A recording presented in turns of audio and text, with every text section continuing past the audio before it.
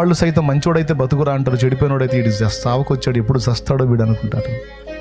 కానీ పూర్తిగా చెడిపోయిన పాపినై ఉండగానే నేను బ్రతకాలని, బాగుండాలని నా కోసం తన ప్రాణాన్ని బలిపెట్టిన నా ప్రభు, ఆయనకంటే నమ్మకస్తుడు ఎవరు? ఆయనకంటే ప్రేమించేవాడెవరు? ఆయనకంటే యథార్థవంతుడు ఎవరు అని నీకు అర్థమైంది. ఎప్పుడైతే ఈ విషయం నీకు అర్థమైందో అప్పటి నుంచి ఇక నువ్వు ఆయన మీద ఆనుకోవటం మొదలుపెట్టావు. Praise the lord.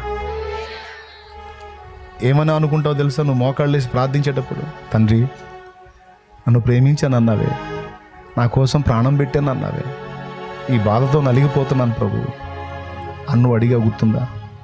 నన్ను ప్రేమించాను అన్నావు గయ్యా, ప్రాణం పెట్టాను అన్నావు గయ్యా, చిత్రవదను అనుభవించావు గయ్యా, నా కోసమే గయ్యా. ఈ బాధ తట్టుకోలేకపోతున్నాను తండ్రి, ఈ శ్రమ భరించలేకపోతున్నాను తండ్రి, ఈ బాధ అని అడిగావు గుర్తుందని? నువ్వు ప్రార్థనలు అడిగావు గుర్తుందా? నువ్వు అడిగావు, నా కోసం ఇన్ని చేసావుగా ప్రభా, ఇది చెయ్యవా అని అడిగావు. ఏ ధైర్యంతో అడిగావు? ఆయన చేసింది నిజమని నువ్వు నమ్మావు కాబట్టి.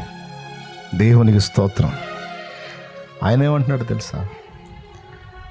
నా కుమారి, నువ్వు అన్నది నిజమే, నిన్ను ప్రేమించి నేను నీ కోసం ప్రాణం పెట్టింది నిజం. ఇంకొక ఆశ కూడా ఉందిరా నాకు.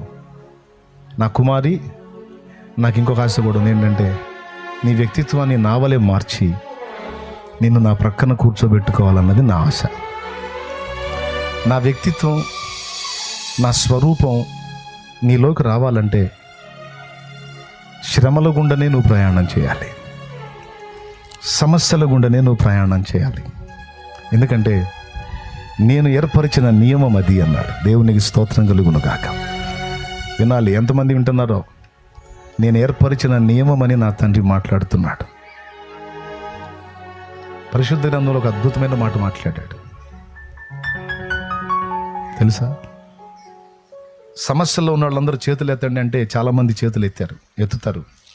ఒక్కసారి నీకు గుర్తుపెట్టుకో, ఆయనకి తెలియకుండా నీకు ఏ సమస్య రాదు. నీకు అప్పులు ఉన్నాయి అనేది ఆయనకు తెలిసే జరిగింది. నీకు బలహీనతలు ఆయనకు తెలిసే వచ్చినాయి. నువ్వు ఇంట్లో పడుతున్న బాధలు ఆయనకు తెలిసే జరుగుతున్నాయి. సమాజంలో అనుభవిస్తున్న అవమానాలు ఆయనకు తెలిసే వస్తున్నాయి. నువ్వు చెయ్యని నిందలు నీ మీదకి ఆయనకు తెలిసే వచ్చాయి. అన్నీ తెలుసు ఆయనకి. ఆయన గుడ్డోడు కాదు, చెవిటోడు కాదు, కళ్ళు లేనోడు కాదు. అన్నీ తెలిసే వచ్చాయి, ఆయన అనుమతితోనే వచ్చాయి. ఎందుకో చెప్తున్నాడు. విలాప వాక్యం ఒకసారి తీసుకోండి. విలాప వాక్యం బైబిల్లోంచి తీసుకోండి. 3వ అధ్యాయం చూడండి.